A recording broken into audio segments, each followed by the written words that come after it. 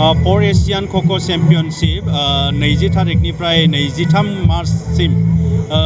जानानै दिनैहाय final game बेवहाय आसामनि मानगोनां गभर्नर बिथाङा बाहागो लादों आसामनि मानगोनां मन्त्रि इउजि ब्रह्म बिथां बिजय हाजरिका बिथां आरो बुंथिगिरि आसाम बिधान सभानि बिश्वजित दैमारि बिथांमोना बाहागो लादों आरो मोनगु हादोरनि गेलेगिरिफ्रा बाहागो लानाय बे एशियान खो खो चेम्पियनशिपआ जोबोर मोजाङै जोबनानै थांबाय दा बेवहाय तामुलपुरखौ जोंखौ बेबायदि गेदेरथार मोनसे एशिया लेभेलनि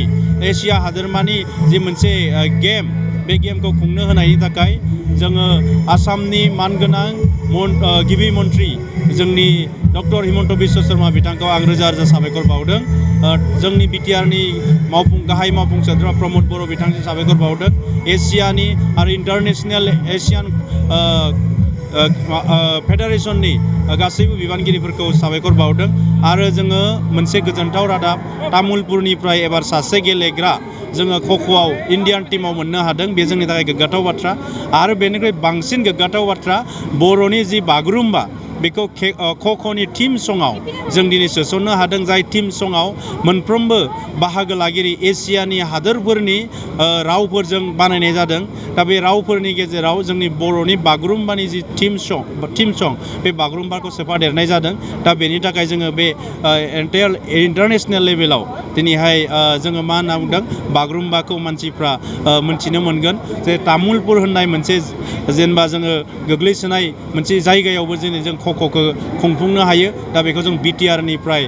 सारा एसियानि मानसिफोरनो वार्ल्डनि मानसिफोरनो जों बिटिआरनिफ्राय दिनै मेसेज होनो हाबाय बे जोंनि थाखाय गोग्गाथाव बाथ्रा बाइक सालायनो मोजां मोनग्राफोरनि थाखाय गोजोनथाव खौरां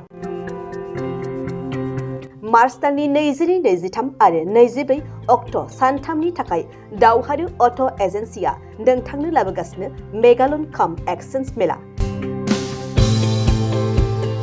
बे मेगालन काम एक्सचेन्ज मेलाखौ क'क्राझार बड'लेण्ड गेस्ट हाउसनि साखाथियावनो खुंफुंगोन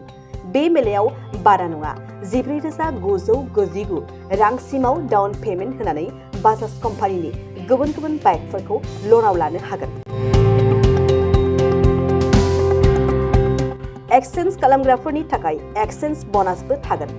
बाइक सालायनायाव हमनो थाखाय बायगिरिया बेसेन लायालासे हेलमेटबो मोनगोन